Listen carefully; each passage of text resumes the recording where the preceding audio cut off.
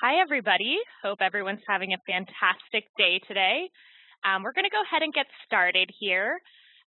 Before we dive into our presentation, my name is Sarah Frandoni. I'm an ISR, and I cover Alabama, Arkansas, Mississippi, and Louisiana for local government, as well as higher education and K-12 school districts. So today we have a very special guest, my client, Stephen Dawe at the City of Opelika. He's the CTO there. He's also going to be joining us today and talking a little bit about his deployment, what he's doing with his Smart City initiative, and how he's utilizing Meraki. So just to kind of give you guys an agenda of what we're going to be covering within this next hour, we're going to go over, our introduction. We're also going to be covering why cloud managed IT. We're going to go into the City of Opelika's story, and then we're going to dive into a live demo. We're going to show you what the full stack looks like on the Meraki dashboard, but then also go into Stephen's dashboard so you can see what he's doing at the city.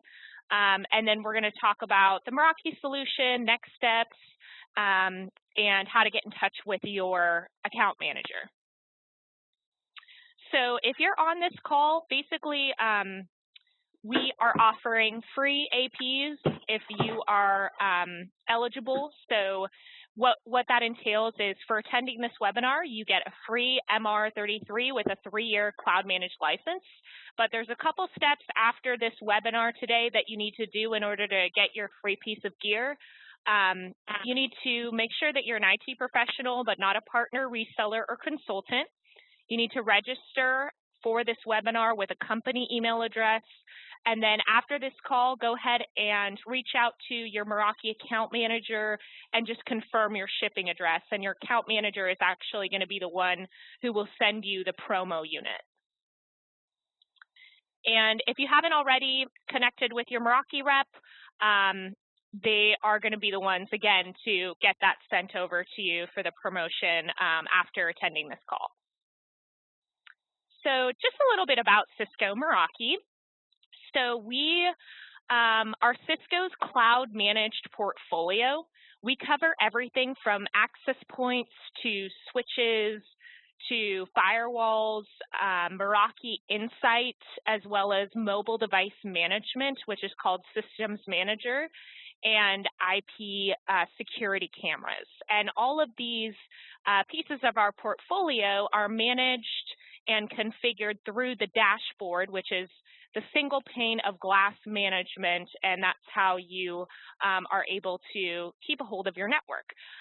So just to kind of give you a little background of Meraki, we were acquired by Cisco in 2012. We actually started out as just a wireless company, and we've expanded the portfolio, as you can see, all the way out to cameras. Just a little bit of a fun fact, Meraki is actually a Greek word that means doing something with soul, creativity, and love. Our goal here is to make the network as seamless as possible so that you can focus your efforts and your time on other IT needs for the city. So just to kind of give you a little example of that, the time of deployment for Meraki can be less than an hour, and you can also configure everything before you even have the gear shipped over to you. So we're one of Cisco's leading and fastest growing portfolios, and we've definitely paved the way for wireless as well as a lot of our other products in our portfolio. To talk a little bit about our out-of-band cloud management, Meraki Cloud is an out-of-band architecture, meaning that no client data flows through the cloud. If internet connection is lost, for example, the gear is still up and running. You just won't be able to make configuration changes until the internet comes back online. We have data centers all over the world that host information, and we're extremely reliable. We have 99.99% of uptime SLA, and we're fully HIPAA and PCI compliant. If you want a little more information about this, you can check out meraki.cisco.com/trust. And Meraki helps IT professionals in the government space on the following topics. And you're going to see this come up a lot, especially when we dive into the City of Opelika's story and their dashboard. But as far as time efficiency goes, we're able to give you that time back in your day. So instead of having to go to different points within the city, you can just pull up your phone and manage your networking equipment all from one single pane of glass. And we're able to now make this more mobile for you. So now you don't have to physically go on site and plug into every single switch port to make those configuration changes. You can do that while you're in the car. You can do that wherever you are. So time efficiency, this gives you more time on strategic initiatives and less time on, necessary day-to-day management. As far as improved security and uptime, we have auto VPN and SD-WAN capabilities, which help guarantee a 24/7 uptime and connectivity all over the government sites.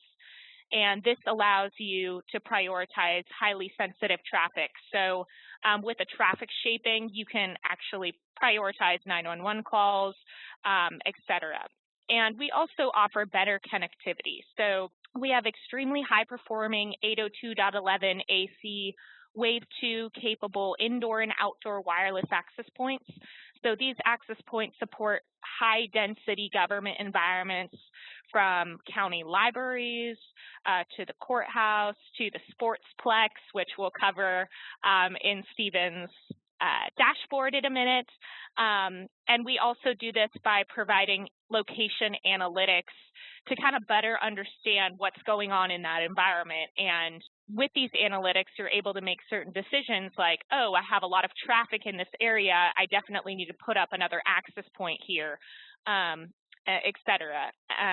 And then as far as rapid deployment goes, as I mentioned before, you could have your network up and running within an hour. And if you have thousands of access points arriving on the scene, you can actually pre-configure all those APs or switches before they even arrive. So all you have to do is plug in the switch and it's ready to roll. And these are just some of the clients that we cover today: the City of Opelika, Miami-Dade Public Library, Douglas County Library, Santa Clara County, Dalton, Georgia. So just to name a couple of our logos here, and that's expanding daily. And so now I am going to pass the ball over to Stephen to kind of go over his network and what he is doing with the city and Meraki. Hi, Stephen. Hi, Sarah. Hi, everybody. How's it going? So let's get started. When I arrived at the City of Opelika in 2011, we had an older wireless infrastructure in our city buildings, and I've been a Meraki customer since long before Cisco took over Meraki. So I've been using Meraki at my previous jobs quite extensively. So we looked at what we needed to do internally as far as building Wi-Fi was concerned, and then we started looking at what we were going to do at in the parks. That was our first look at outdoor Wi-Fi for the city, and as you can see here on this slide, at the city sportsplex, we've got 8 soccer fields and baseball and wiffle ball, and the actual sportsplex itself for the gymnasium.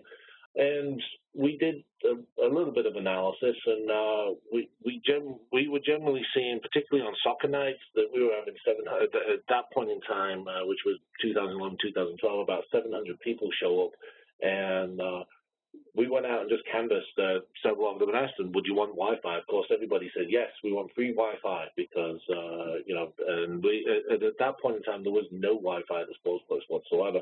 So we had to come up with a solution that would cover that many people, which is actually more than what we have employees across the whole city. So we had the older Cisco infrastructure that we had was not up to this. So we had to come up with a solution where it was easy to manage. We could control it because obviously when you're dealing with that many guests, there's security issues to take into account.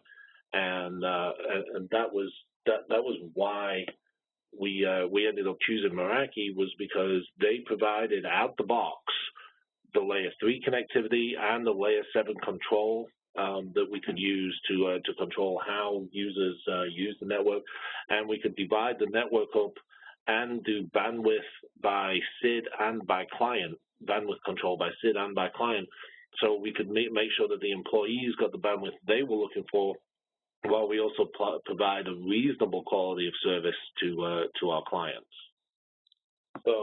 So here's one of our parks. This is the municipal park. It's in downtown Opelika. There is a train that goes through this park, and it has security cameras that we've subsequently added. So as we ran fiber to this park, and then we created a mesh network in the park, across the park buildings and on some of the streetlight poles. And that allowed us then to add wireless cameras.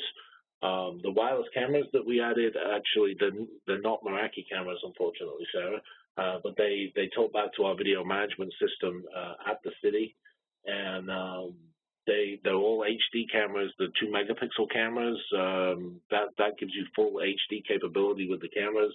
Anything more than that, and you start having bandwidth issues because of the backhaul and the backhaul characteristics of mesh networks. But we have there's about 12 cameras out there in this park, and it works flawlessly. We run video back pretty much constantly. Of course, all the cameras are all motion control as far as the recording goes, but it's all full HD, 15 frames a second video that we get back from those cameras. The usage at this park is about 30 or 40 people on the free Wi-Fi at any one time. It depends on the time of day, of course. The uptime and our ability to control what is going on inside here is really what makes the Meraki stand out for the price over the competing products. We looked at a lot of different solutions before we finally chose Meraki to do this. This is just if you guys are running cities and stuff like that, this is the model we use to justify the purchases. So when we look at any project, and it doesn't really need to be a smart city project per se, it could be any IT project, we look at what's required internally, what applications, what databases, what data do we want to get from it, and then what technology is it either providing for us, or what technology does it need to work? So obviously that gives us a full rounded figure for what it's going to cost in both money and resources. Then we look at what functions is it improving, and that allows me to go to the city council and say, this is what we're improving, these are the metrics that we're looking at, and this is how it meets the city's mission statement. And we map all that out for the city council. And as we go through the approval process for the project. But without this, backs into the city strategic plan from the mayor's office, and then it allows us to produce metrics that are meaningful for the politicians, and it allows me to measure what resources we're using internally from an IT perspective. One of the things we like about Meraki is it gives us insight to all the traffic that's on the network, that's on the wireless network, and it gives us a general platform, of course, Wi-Fi, lots of things use Wi-Fi, to add more technologies in the future. So when we looked at the video project, our resources were already in place because we already had the Meraki Wi-Fi. So that, and that's how we try and layer our technologies. We try and leverage and generalize our technologies as opposed to building single solutions. So this is more of a strategic vision that we were looking at the city. The way I personally see things is, in today's economy, internet is a basic necessity, particularly for our young people and for schools. Without internet, people are going to struggle educationally. And our city leadership recognizes that, and wants Wi-Fi. We have pulled away from doing Wi-Fi available across the whole city. We did look at that. Unfortunately, we have many, many trees, or fortunately, we have many, many trees. It depends on your point of view, but from a Wi-Fi perspective, many, many trees is bad. We pulled away from doing that, and now we have Wi-Fi in our downtown area, we have Wi-Fi in our parks, and we have free Wi-Fi available in all our buildings and public libraries. We're still in the process of rolling. We have somewhere in the region of 27, 28 buildings at this moment in time of rolling Meraki out across the whole city. We still have some of the old Cisco Wi-Fi in some of the smaller buildings, but we're about 85% Meraki at this point. So more and more is going out almost monthly. That we're putting more access points out there. The demand for Wi-Fi is just going through the roof. So also other things that we had to do to bring all of this to fruition. Going back to the tree issue, obviously covering a 55 square mile city with Wi-Fi, the engineering planning for that alone is mind-boggling. Recently, Cisco released the LoRaWAN solution. This solution has been available in Europe for a few years. It supports thousands of sensors, and this is our long-range solution as far as doing sensors. So we have a smart parking app. We're working on some gas sensors and some other things for the hazmat crews at the fire department. This solution has a huge range. One LoRaWAN access point can cover about a circle with a radius of about 3 or 4 kilometers, and it can support up to about 10,000 sensors. But it's all low bandwidth, so no video, no high bandwidth no high bandwidth. It's all, we're looking at single packet transmissions from the sensors. We have to plan around utilizing the LoRaWAN and the Wi-Fi depending on the application, but we try and generalize it so we can get as much out there as possible. One of the main things was, though, if we're going to deploy all this, we start getting all these data points. What are we going to do with it? If any of you are planning on following any particular smart city plan or any Wi-Fi plans where you're starting to collect data points, I would highly advise that you go to your local university, talk to their engineering and their business department, their urban planning, whatever they have there. We have all of those at Auburn University, and they're about 20 minutes from my office. And we utilizing their data science folks and allowing them access to the data so they can publish and get some benefit from it too. Has been a lot of help in defining our key performance indicators and how we're going to use our data. Because it's one of those things, once you start collecting massive amounts of data, I have a team of 8 people, and we just don't have the bandwidth or the expertise in some cases to figure out what to do with that data. And pushing it over to PhD students and to the professors has really helped us make sense of the data and how we're going to use it going forward.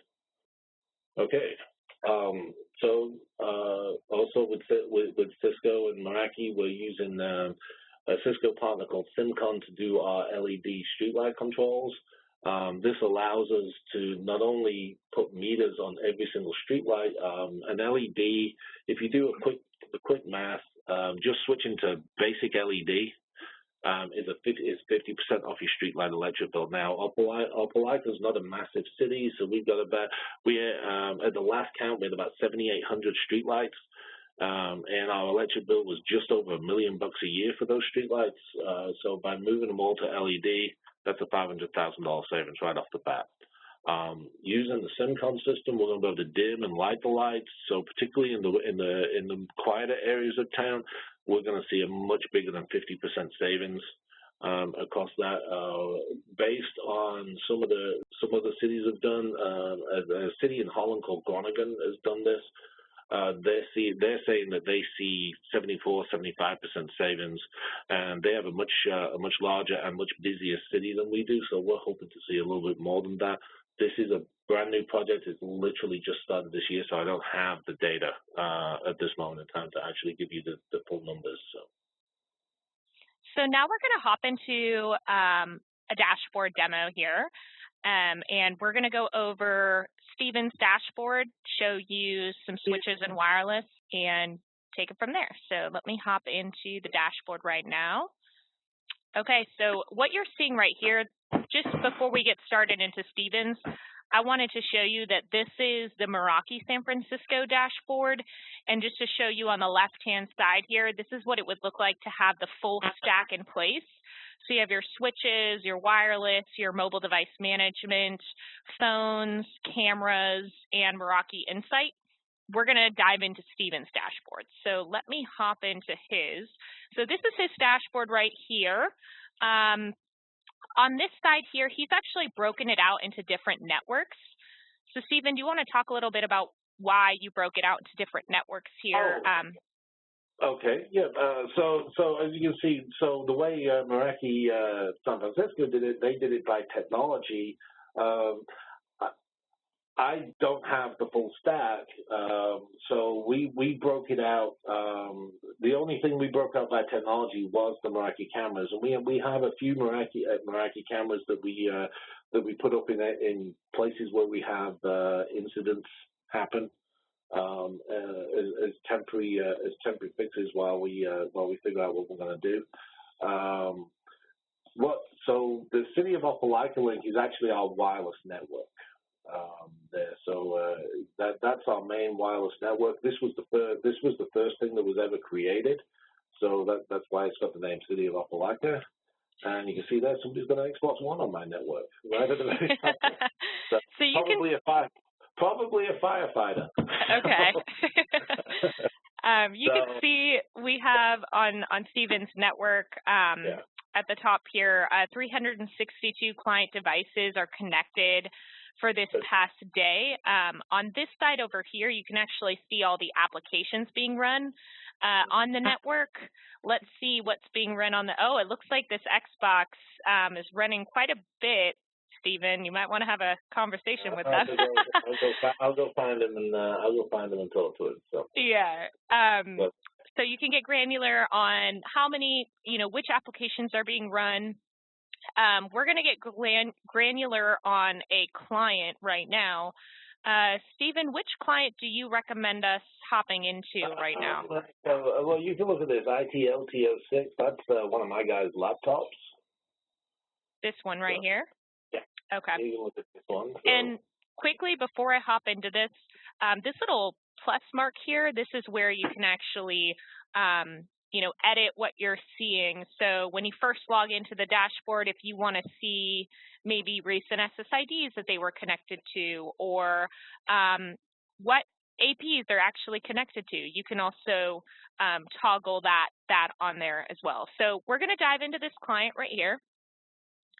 So now we can see on a client level where they're located in the building, and the access point that they're connected to. So they're connected to this CHIT lab AP.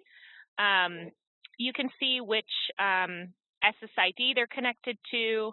And let's see down here. We can take a look at which applications they're running on their, this is a laptop, correct? A laptop? Yeah. And the reason why this is grayed out is that I'm not a network administrator. I don't have any rights to edit things or to view this information. But if you were a network administrator, you would have this information at hand. Yeah, if it was me that was logged in, that information would be available. Yeah. And we'll cover at the end of the call, at the end of the dashboard, how to assign the specific administrative rights to your team. And taking a look here as well, let's say, this person was using too much Facebook or too much Xbox in this case, and we wanted to provide a certain policy to block them. You can go over here and device policy. Let's block them temporarily, say CIT, and now they're blocked and they'll have to come see you to get out of that. And we also have this thing called group policies. So Stephen doesn't have this created, but what you can do is assign certain group policies like no Facebook group policy, and you can put specific clients in that no Facebook policy. So moving on from that, let's dive into their actual access point here and see what's going on with the AP. So now you can see we're looking at an MR52 model. We can see the MAC address up at the top here as well.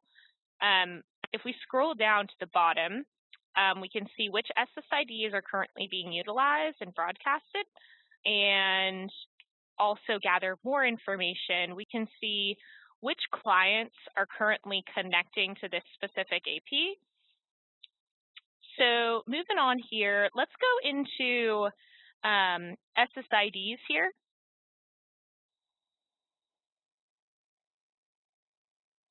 So these are all of the SSIDs that Stephen has on his network. The Opelika IT SSID, Stephen, this is the one that you mentioned before is available to every AP. And let's dive into that one. So let's go into edit settings here. And Stephen, if you want to maybe walk through kind of what your thought process was for this specific SSID. Well, this one is not advertised, so it's our IT. It works for IT, so we can get on any access point that's put out there. So it's not advertised, but it's out there. You need a key to get in there, and you would also need to be able to log in through the Radius server as well. So when my guys get there, you've got to get the key, and then it'll ask you for your authentication, and they'll have to put in their Windows username and password to authenticate to this particular network. So we've got 2 layers of authentication there. This network then is completely unrestricted. We can see everything, and we can get to the entire network from this network. So it allows us to troubleshoot. It allows us to see it. It allows us to see the switches and everything else. So we have all that locked down on all the other SIDs. So cool. So that's kind of one of the SSIDs here. You can also take a look at the other SSIDs. Yeah, so take a look at the guest one, because the guest one would be the opposite end of this of the spectrum. So right. You can see there, this is a completely open network. It's open to the general public. It has a click-through splash page. What that basically does is when they log in, they get a splash page, and it basically says this is an unsupported network. The City of Opelika monitors the traffic on this network, and it gives some basic security things. Don't do your banking on our network, et cetera, et cetera. And then their options are either OK or cancel. If they hit cancel, they kicked off the network. If they hit OK, they're on the network. So that's their SSID. Yeah, there are some other rules on this. So this network gets a different. The only server it can touch on my network is the DHCP server. It gets an external DNS server. We send it off to the 8.8.8.8, so they can't name anything on my network. There's also a whole range of access control lists on this network that exist to basically stop them accessing any internal networks.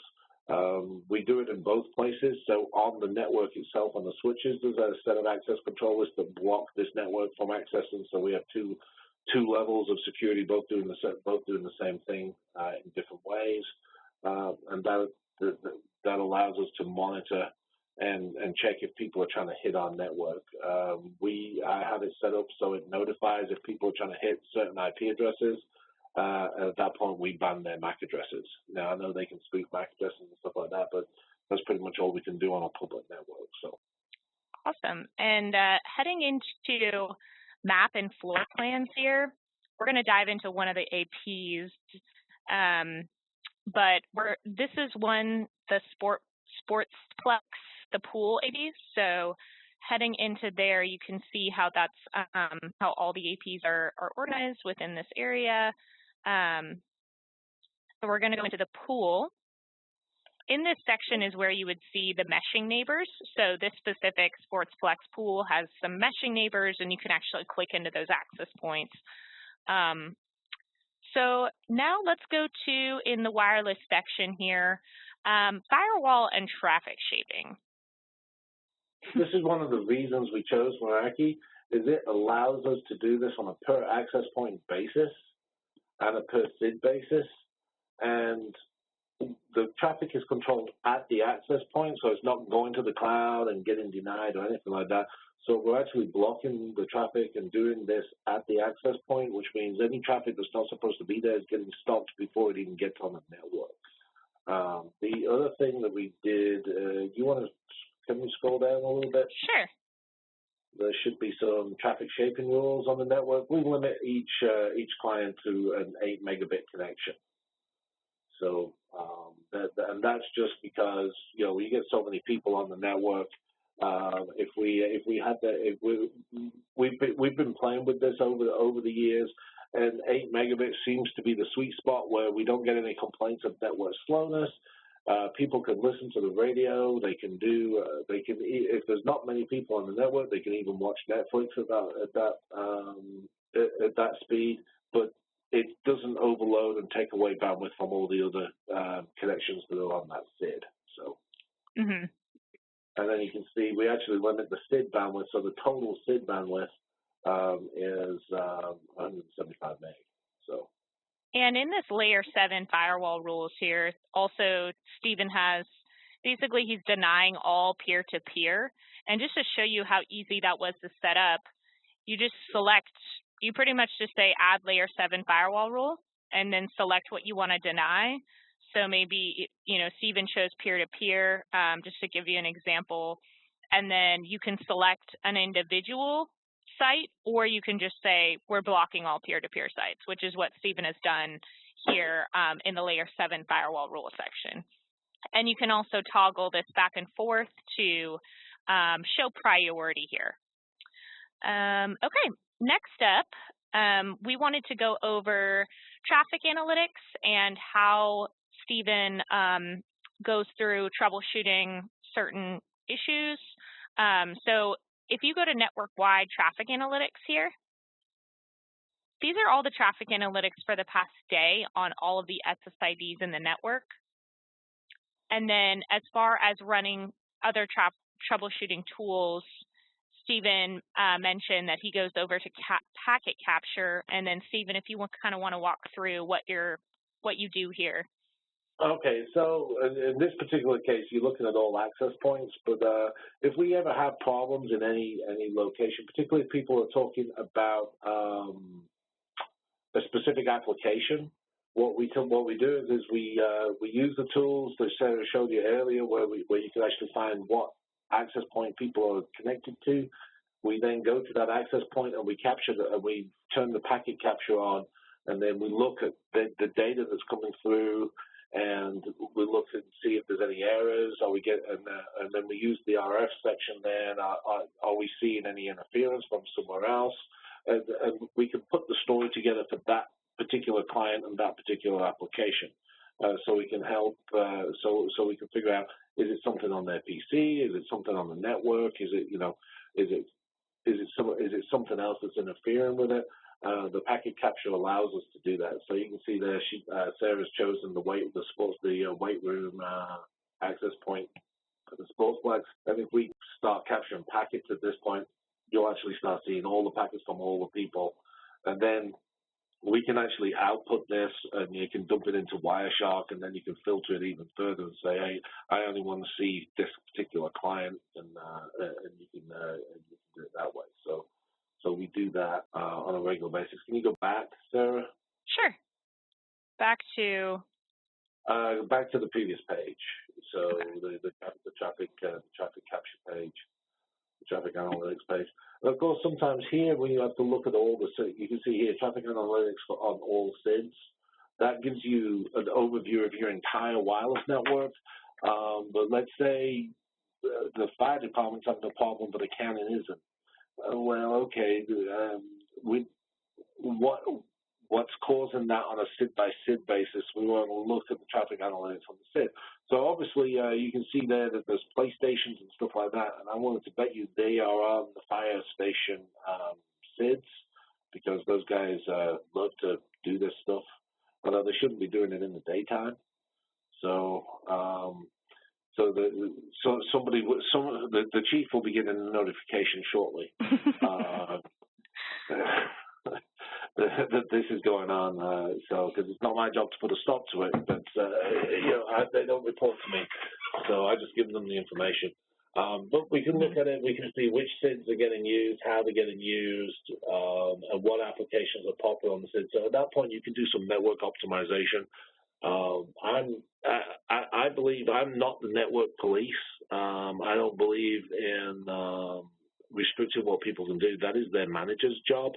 It's not my job. It's my job to give the tools to show the managers what's going on in their departments. As long as we can provide the managers with that data, they can choose to do with it what they will. So we have a fairly unrestricted network in what we allow employees to do. This is not doing. Obviously, we block.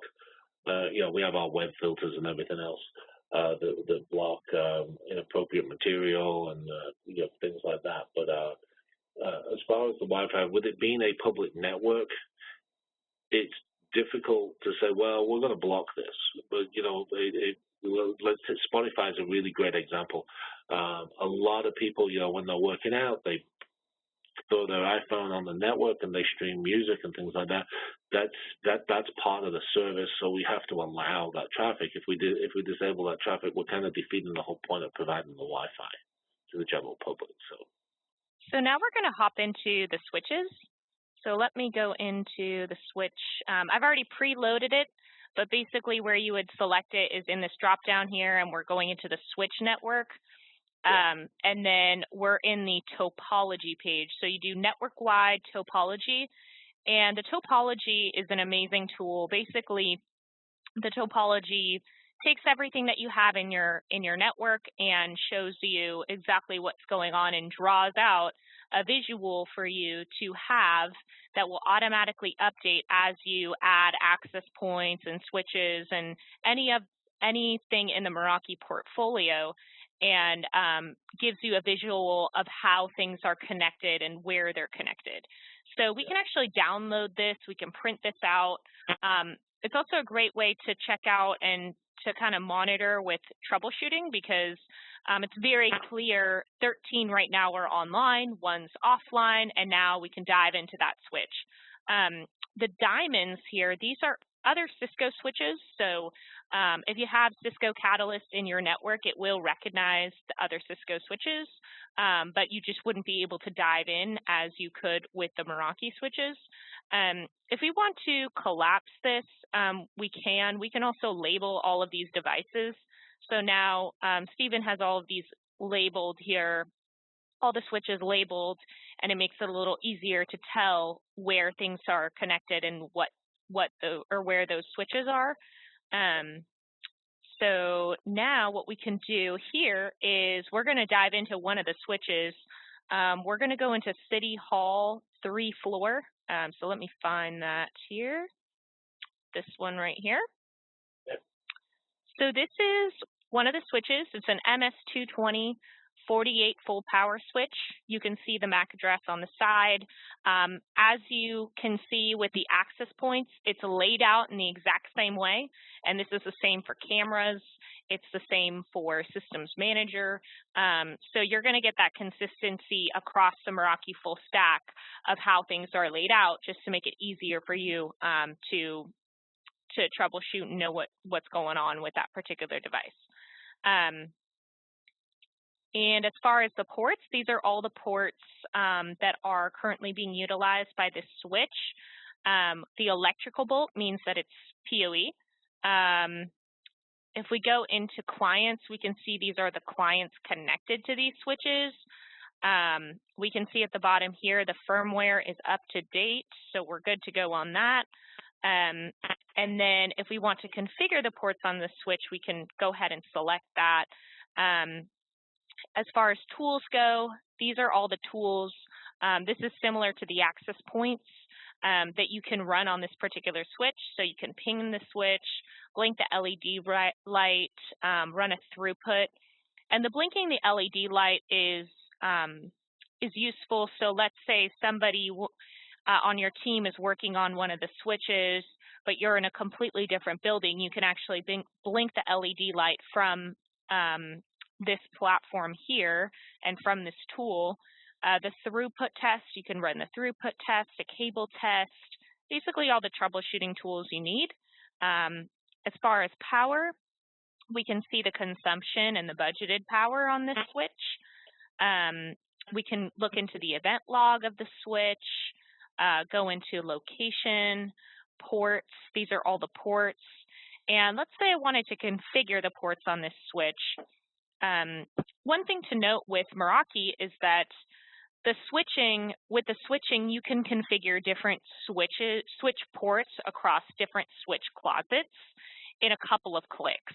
So that's huge. It's something that we call virtual stacking, where you can, again, configure those different switch ports across the different switch closets. So now you don't have to necessarily go into every single switch port, plug in, and do command line to tell it what to do. You can do it as a group or in bulk. But you can also do it individually as well. So Stephen, walk me through how you would maybe configure all the ports on this. Well, on this switch. Let's choose one. Let's choose one that's live. So Okay. we'll go on port 7 there. So. Okay. Yeah. It's a good idea. Select it. You're going to click on it. Yeah, edit. There you go. You can do it either way. So you can. So this is a port configuration thing. So you can see here whether the port's enabled or disabled. You can see whether spanning tree protocol is enabled.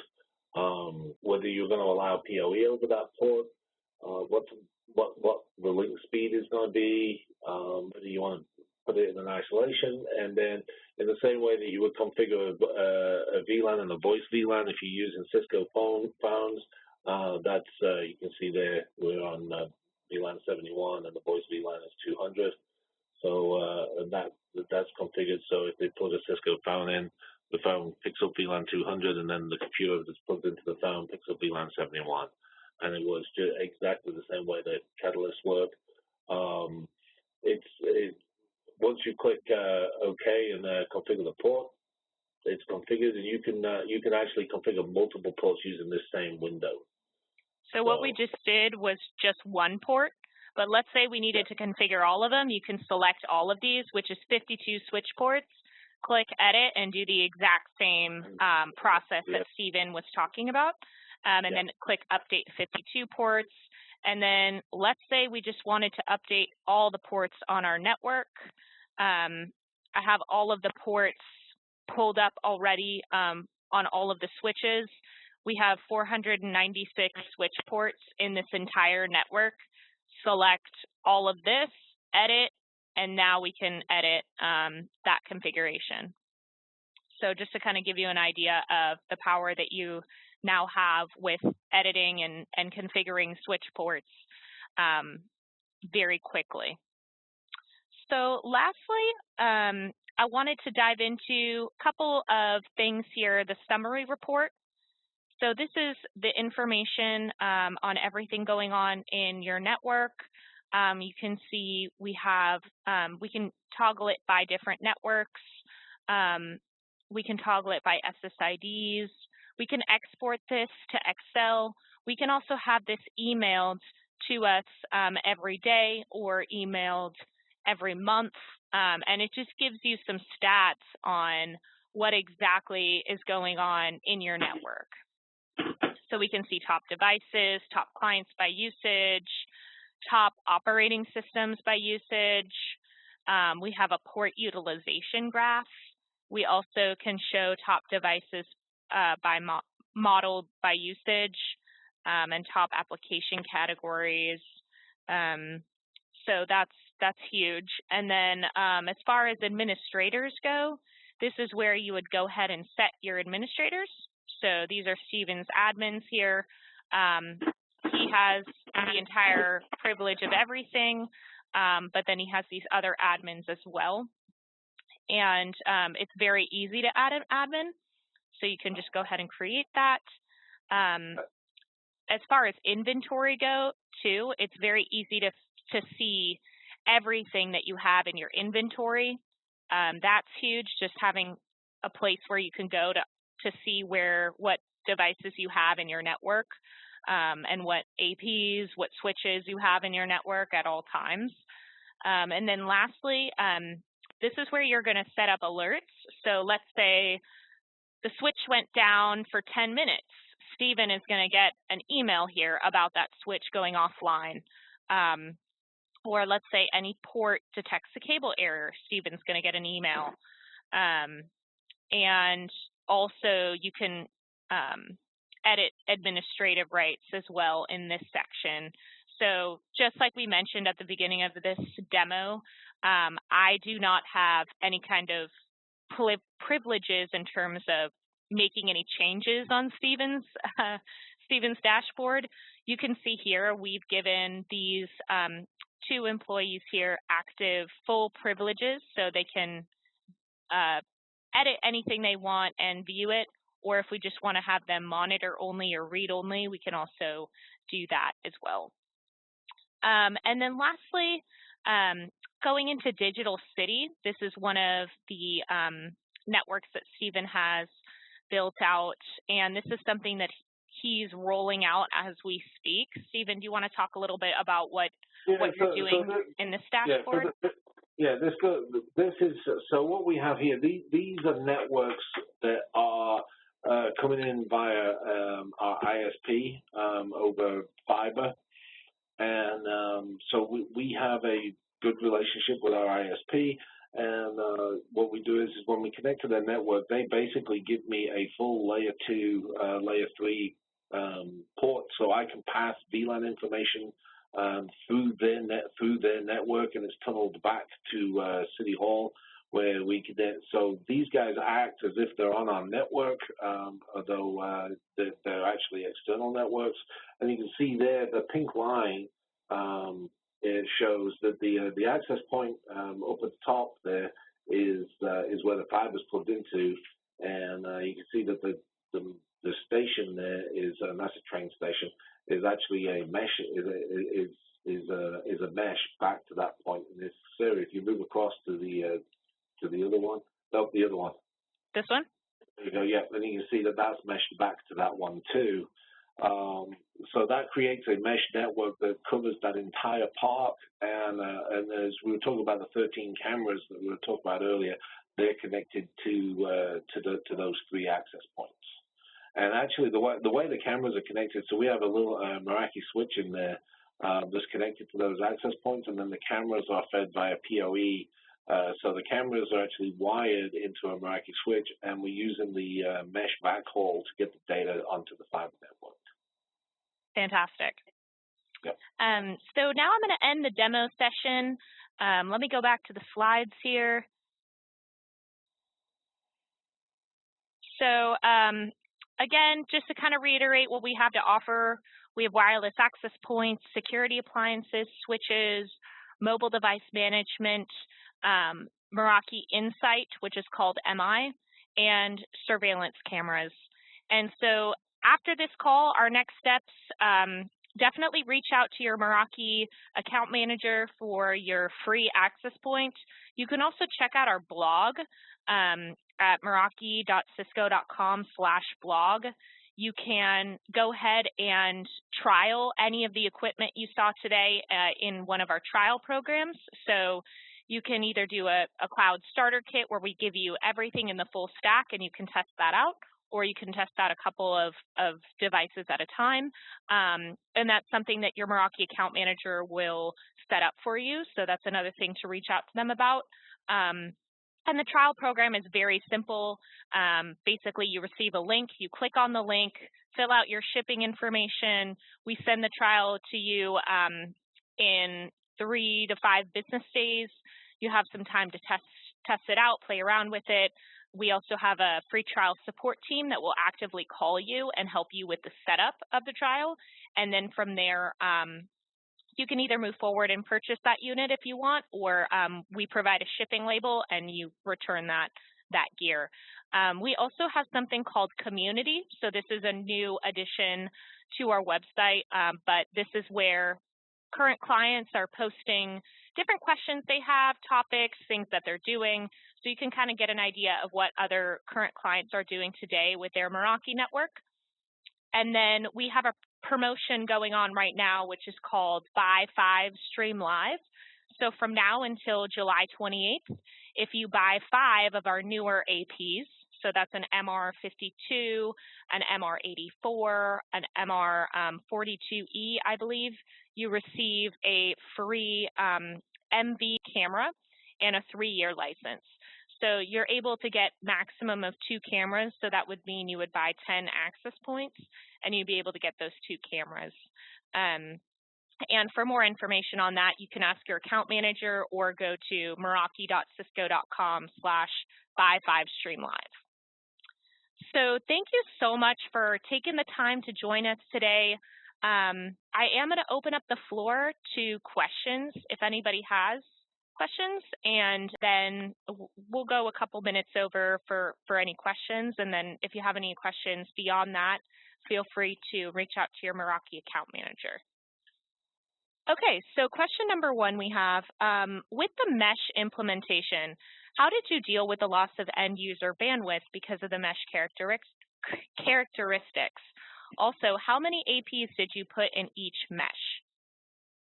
Okay, so in each mesh, so you see the mesh at the park, it's only one access point. So what we did was we used the 2.4 gigahertz for the devices, and we backhaul on the 5 gigahertz radios. That way, the mesh is there, and also on the 5 gigahertz radios, I think we're running about 375 meg. So the bandwidth loss is negligible. The fiber connection at that park is 100 meg, so the wireless is faster than the actual aggregated internet connection at that park. At the Sportsplex, the mesh is a little bigger, and we tried to limit it to going too deep. So you're only ever 2 hops away from a connected AP at the Sportsplex, and with the new access points, and at the Sportsplex, all the access points are new access points. They're either MR52s, MR53s, or MR84s, the outdoor access points. The bandwidth on those guys is so huge that it's not been a concern. The backhaul, obviously, you lose 50% of your bandwidth at each location, but when you're looking at 802.11 AC, and in the case of the MR84s, Wave 2, the backhaul, if you're going too deep, they're limited basically to 100 meg at that point, which is more than enough for most applications. Second question, Stephen, how long did it take you to deploy the APs? So there was 2 parts to this. So the first part, when we started putting these in the buildings for internal Wi-Fi access, these things, they take literally minutes to install. Today, if I handed my guys a box, the longest part of deploying the AP is climbing the ladder and putting it on the ceiling. Next question. Are you able to limit bandwidth per sections of the network on the APs themselves? You can limit the bandwidth by client and by SID. So you can do it so that you can't do it on an individual at the individual AP, but you can do it by client and by SID. So you can say this SID has a total across your entire network of whatever. Now, of course, if you depending on how you divide your network up, where they're talking about, so if you look to the left-hand side, if you divide your network up by building, then you could have different rules at different places. And you can also group your access points and apply rules to those groups as well. So it is fairly flexible. It depends on how you plan it. So I think that's all the questions we have today. Any other questions? Or okay. So with that being said, thank you all so much for taking the time. Thank you, Stephen, especially for taking the time to share with us your story. And again, next steps, contact your Meraki account manager for your free AP and the 3-year license, as well as setting up a trial. Thank you so much. Bye-bye.